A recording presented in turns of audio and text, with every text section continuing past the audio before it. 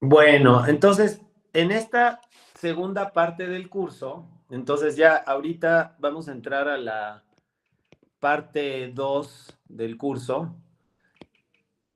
Vamos a, lo que vamos a hacer es ver eh, otros algoritmos diferentes, ¿ok? Vamos a ver, o sea, básicamente hasta ahora lo que hemos hecho es utilizar a la tomografía cuántica, los estados de Bell y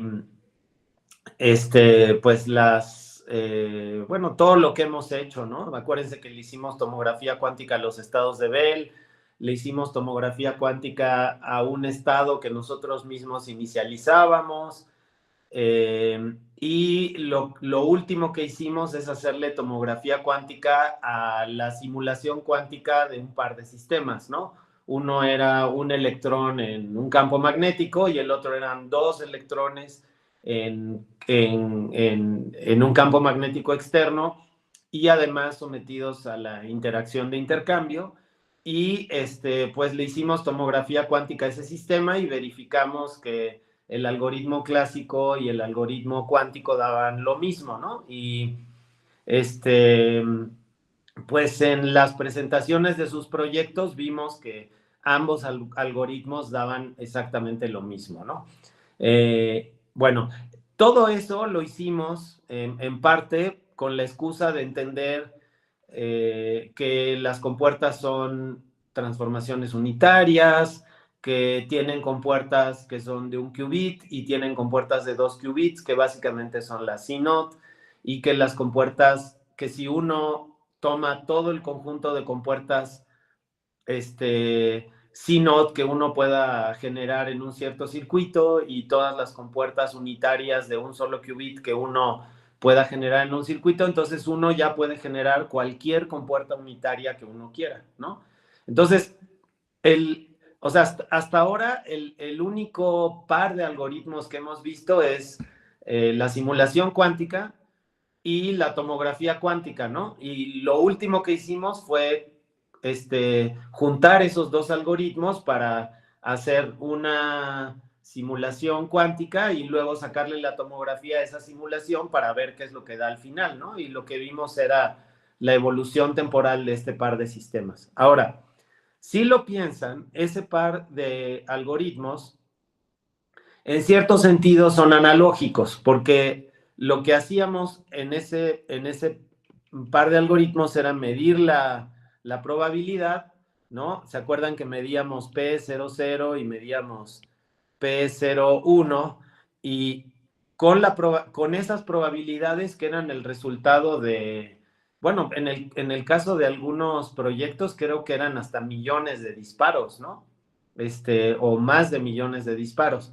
Entonces, calculábamos las probabilidades que básicamente eran el número de disparos, ¿no? El número de disparos eh, en el estado 000 divididos entre el número total de disparos, ¿no?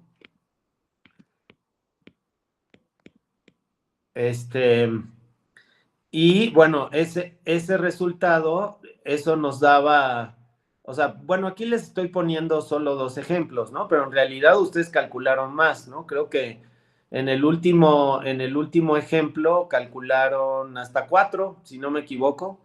Entonces, cuatro de este tipo de cosas. Y entonces ahora,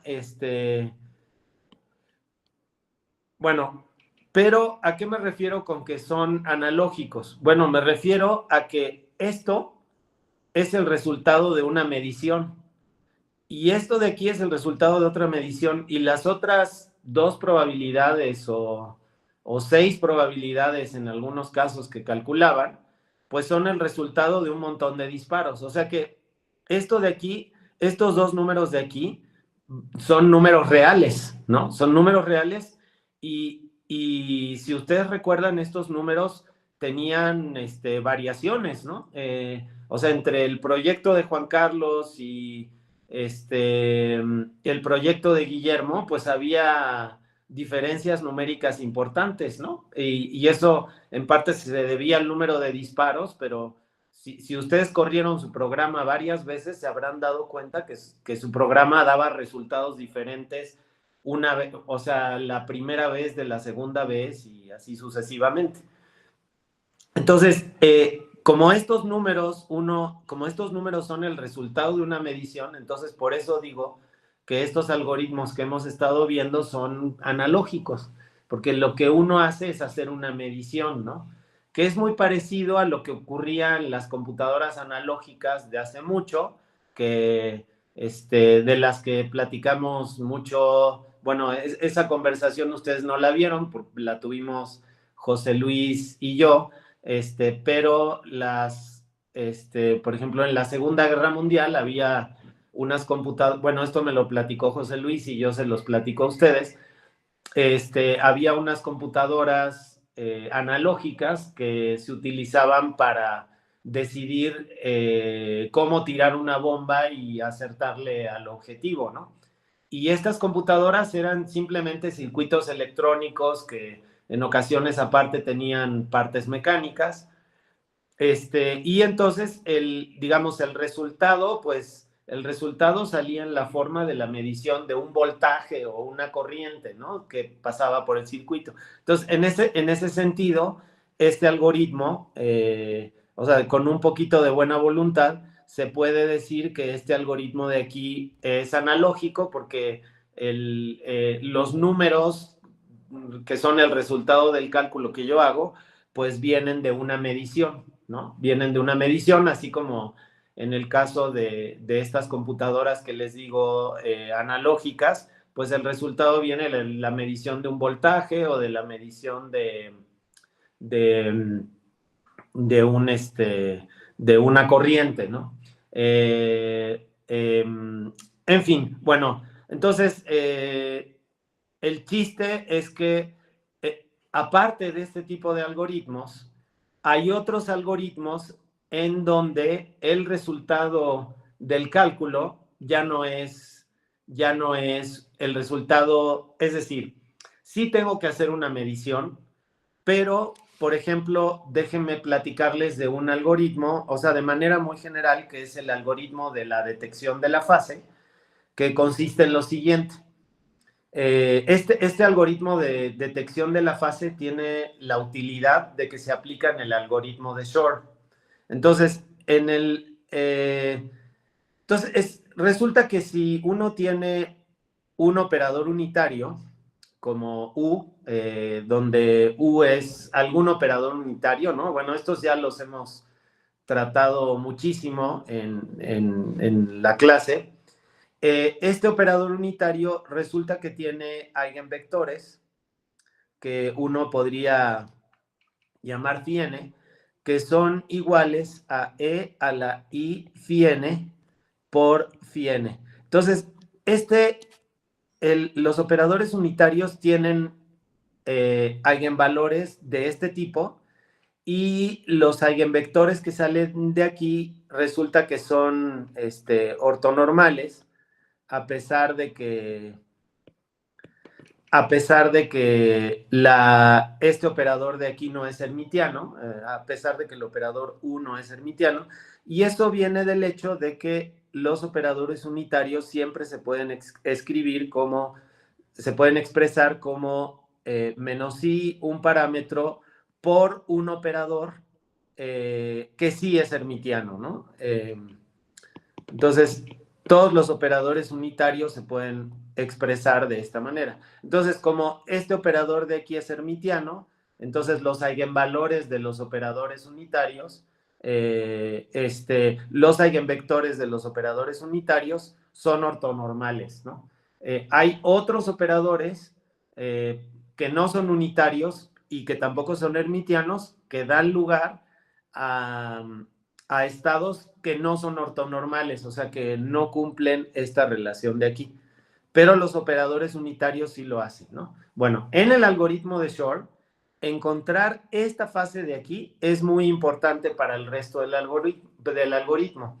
Entonces, pero curiosamente, en el algoritmo de Shor, este vector de aquí es conocido. Entonces, el algoritmo lo que tiene que hacer es básicamente, conocido este vector, le aplica una transformación unitaria y de alguna manera extraigo esta fase de aquí, ¿ok?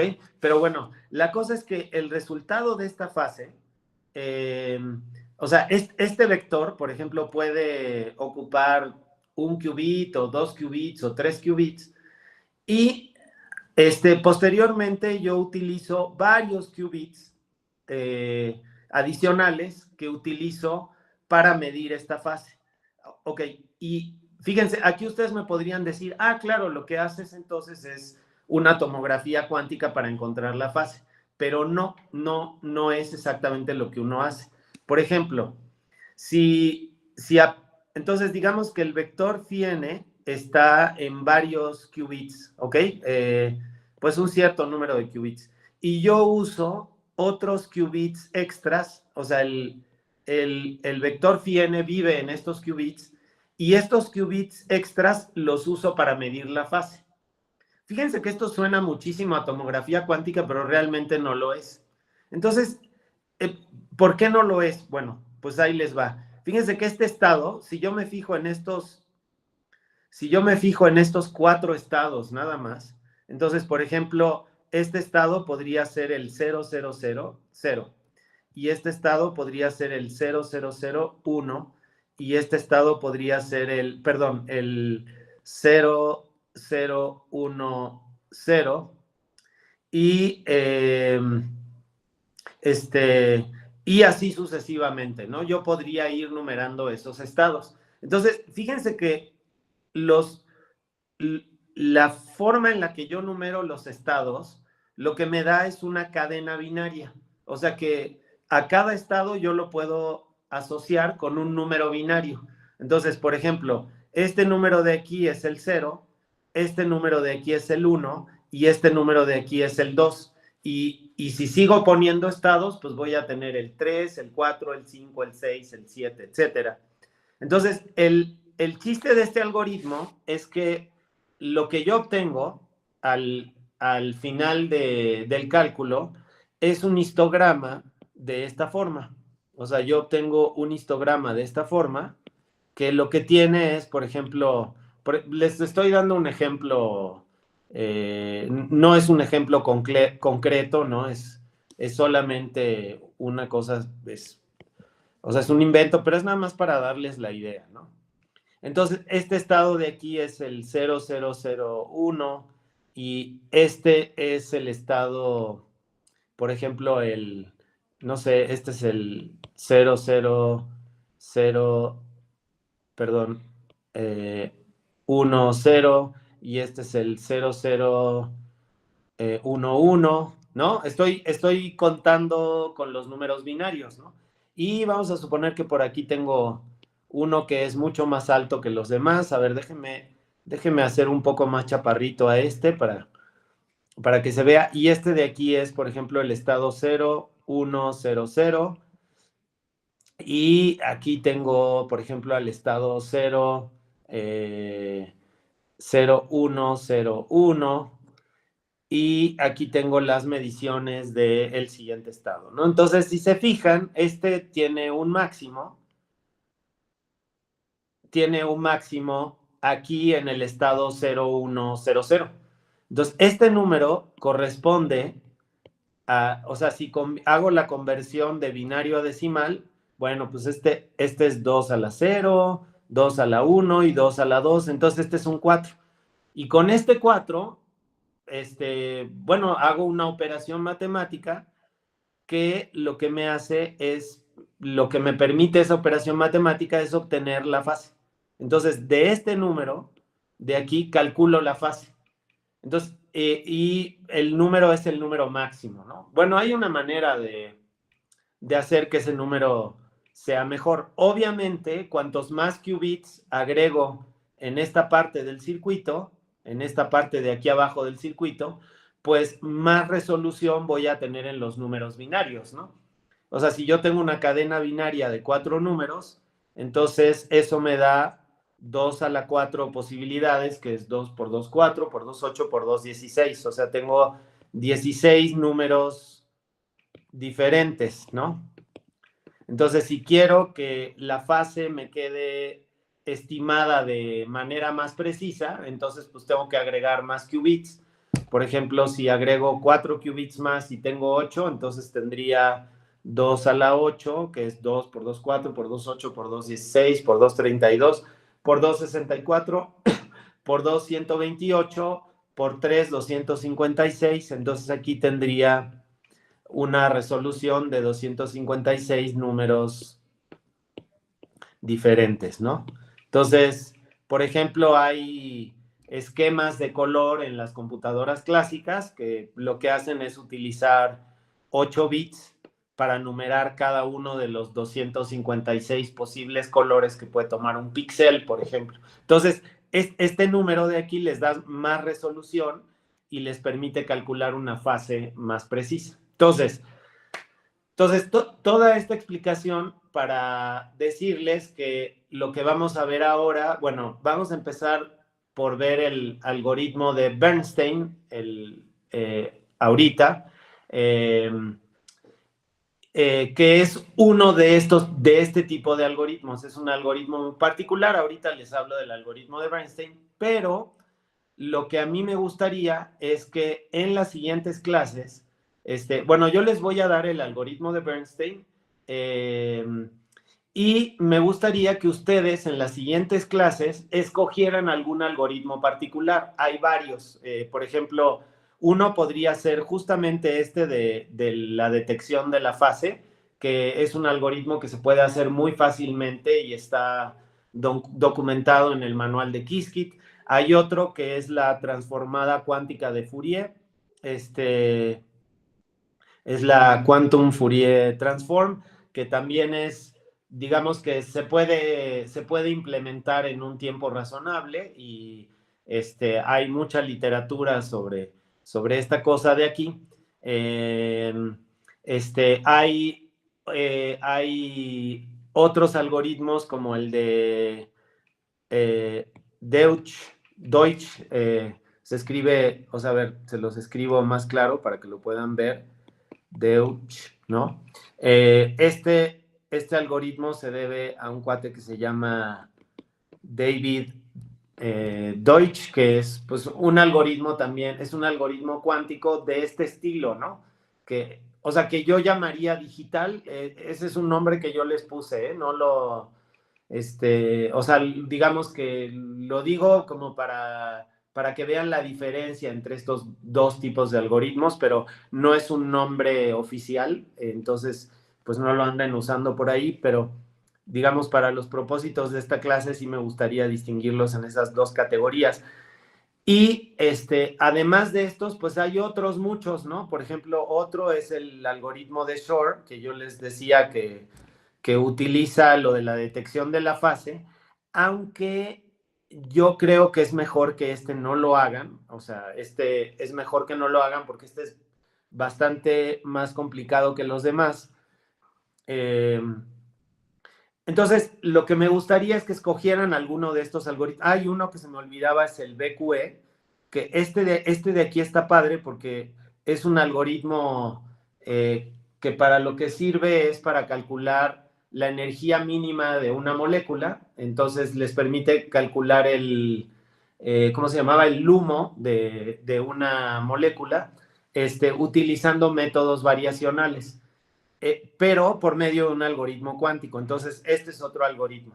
Entonces, a mí lo que me gustaría que pasara a partir de este momento es que yo les explique el algoritmo de Bernstein, que es un algoritmo muy simple, y posteriormente me gustaría que ustedes individualmente escogieran algún algoritmo cuántico que les llame la atención, la transformada cuántica de Fourier, la detección de la fase, ¿no? Eh, detección de la fase. El de detección de la fase a mí me gusta mucho porque este, eh, uno puede comparar el resultado que le da el algoritmo cuántico con la fase que uno pone a mano desde el principio, ¿no? Entonces, como que ese algoritmo está padre porque lo pueden verificar, ¿no? La transformada de Fourier también la pueden verificar porque la transformada de Fourier cuántica y la transformada de Fourier clásica y la transformada de Fourier rápida dan exactamente el mismo resultado. Entonces, ese también lo pueden verificar. El de Deutsch no tanto y el BQE tampoco, pero si ustedes deciden utilizar el BQE, hay unos videos muy divertidos de Qiskit donde les explican cómo implementar el algoritmo, entonces sería cuestión de que ustedes checaran esos videos y lo hicieran. Bueno, y no tienen por qué restringirse a estos algoritmos, ¿no? Si ustedes conocen algún otro algoritmo que yo olvidé de mencionar el día de hoy, pues entonces ese algoritmo ustedes también lo pueden implementar. Bueno, y luego me gustaría que cerráramos el curso con cada uno de ustedes presentando en 15 minutos su algoritmo, ¿no? Entonces, hasta donde tengo entendido, los alumnos inscritos son 6, entonces, pues, si la última sesión del curso la utilizamos para la presentación, pues dividan 2 horas entre 6, ¿no? Y pues eso les da como 20 minutos a cada uno, entonces podrían presentar los algoritmos. Y las siguientes clases, lo que haríamos es, a la misma hora que ya acordamos de la clase, nos conectaríamos y si ustedes tienen dudas sobre la implementación de su algoritmo, entonces las podemos ver durante estas 2 horas, ¿no? Entonces yo les pediría que llegaran con dudas bien concretas a la clase de sus algoritmos en particular. Ok, bueno, entonces eso es lo que me gustaría que hiciéramos a partir de este momento.